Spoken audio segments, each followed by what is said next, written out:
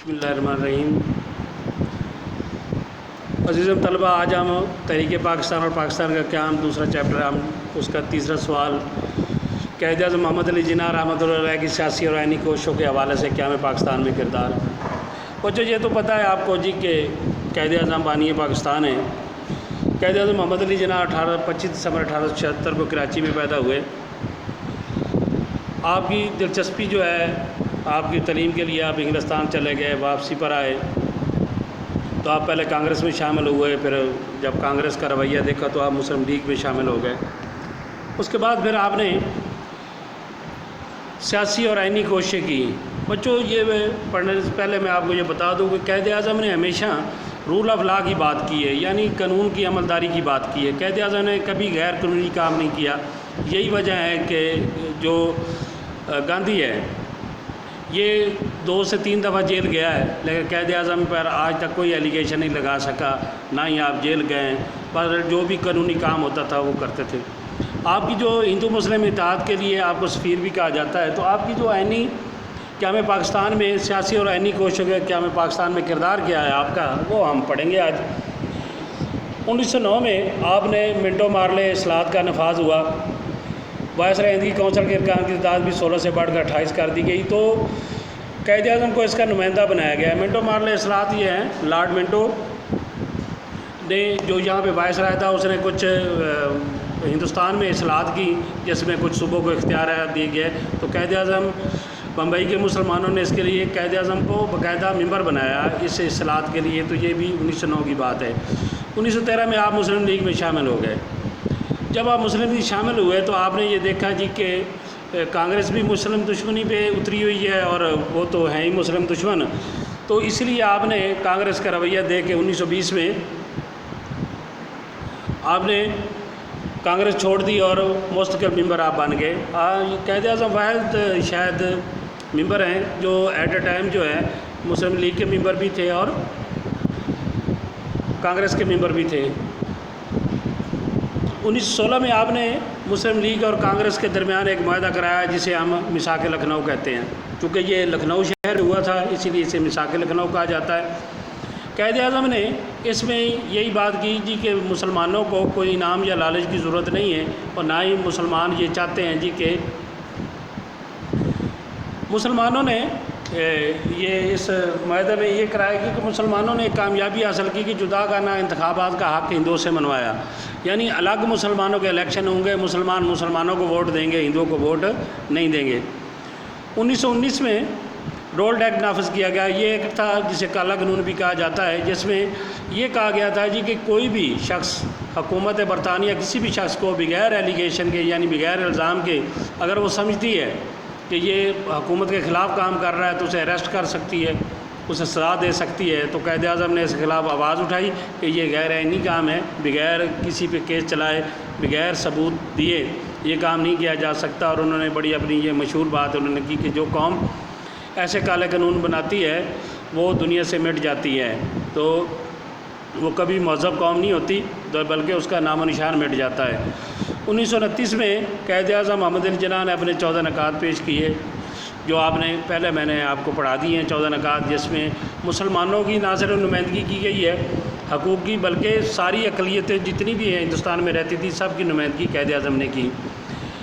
3 गोल मेज़ कॉन्फ्रेंसों में से 1930 से 32 से लंदन में हुई, तो पहली 2 में आपने शिरकत की। गोल मेज़ राउंड टेबल कॉन्फ्रेंस बरतानिया में होती थी। राउंड टेबल इसलिए कहते हैं कि जो जिस सराउंडिंग में बैठते थे उसे राउंड टेबल यानी राउंड शक्ल की थी। ये नहीं है जी कि उसकी टेबल राउंड नहीं होनी चाहिए, ये ज़रूरी भी नहीं है, लेकिन यहाँ पे है कि जहाँ बरतानवी हुकूमत के नुमाइंदे भी होते थे, मुसलमानों के नुमाइंदे भी होते थे, हिंदुओं के नुमाइंदे भी होते थे, जो हिंदुस्तान के मसाइल उस पर बात की जाती थी। इसे गोल मेज़ कॉन्फ्रेंस से कहते हैं।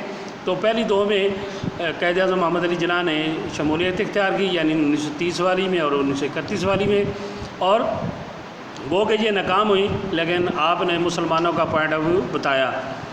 1935 में गवर्नमेंट ऑफ बरतानवी गवर्नमेंट ने इंडिया एक्ट 1935 नाफिज किया, जिसे ना सिर्फ कांग्रेस ने बल्कि मुस्लिम लीग ने भी उसे नापसंद किया।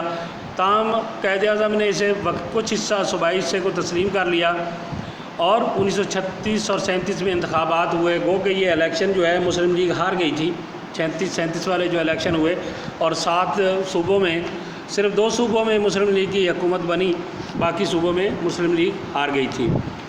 1945-46 کے جو انتخابات ہوئے اس میں قائد اعظم کا کردار بہت اہم ہے۔ شاید یہی ٹرننگ پوائنٹ تھا کہ جب 45-46 میں انتخابات ہوئے تو مسلمانوں کے لیے 30 نشستیں مخصوص تھیں، یعنی مسلمانوں کے لیے صرف تھی، اور انہیں مسلمانوں نے ہی ووٹ دینے تھے۔ وہ 30 کی 30 مسلم لیگ جیت گئی۔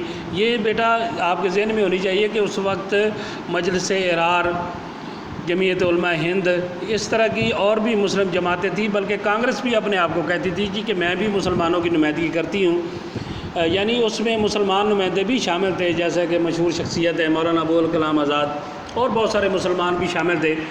لیکن یہ سیٹیں جو ہیں ساری کی ساری مسلم لیگ جیت گئی، اور 492 نشستیں صوبائی اسمبلی میں تھی، جس سے 428 جو ہیں وہ مسلم لیگ جیت گئی۔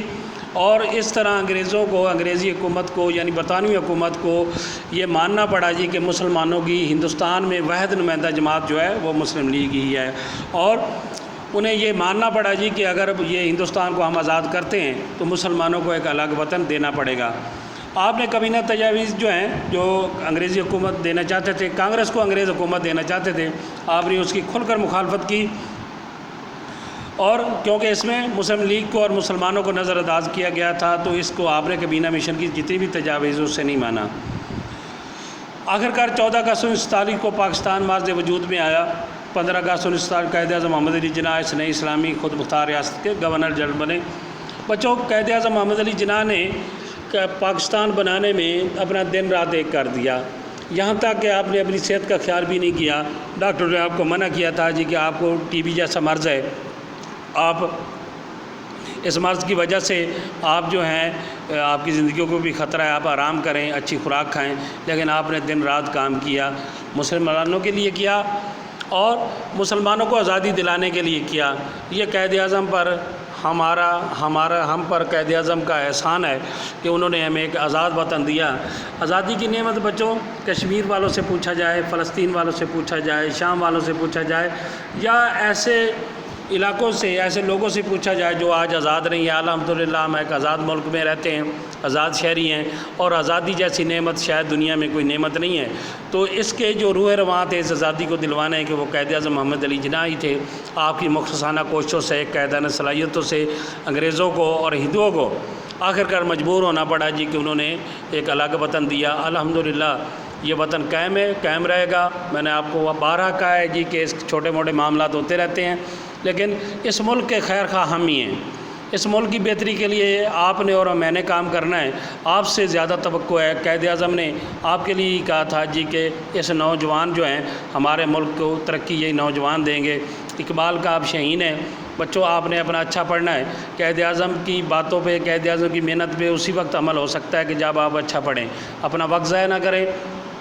ان چیزوں کو پاک اسٹڈی تھوڑا سا مشکل ہے، اس لیکچر کو اور اپنی بک کو ساتھ ساتھ رکھ کے پڑھیں تو آپ کو بہتر سمجھ آ جائے گی۔ انشاءاللہ آپ اپنا اور اپنے گھر والوں کا بہت اچھا خیال رکھیے گا اور اسے اچھے طریقے سے پڑھیے گا۔ پڑھنے کے بعد پھر لکھیے گا۔ اگر اس کے بارے میں کوئی پریشانی آپ کو ہو یا سمجھ نہ آتی ہو تو آپ اسکول انتظامیہ سے رابطہ کر سکتے ہیں۔ انشاءاللہ آپ کی مکمل رہنمائی کی جائے گی۔ آپ لوگوں کا بہت بہت شکریہ۔